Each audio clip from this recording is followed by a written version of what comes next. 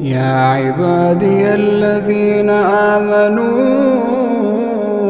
إن أرضي واسعة فإياي فاعبدون كل نفس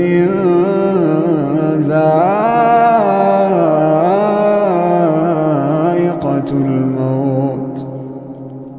كل نفس ذائقة الموت ثم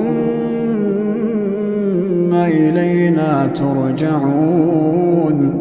والذين آمنوا وعملوا الصالحات لنبوئنهم من الجنة غرفا تجري من تحتها الأنهار خالدين فيها نعم أجر العاملين.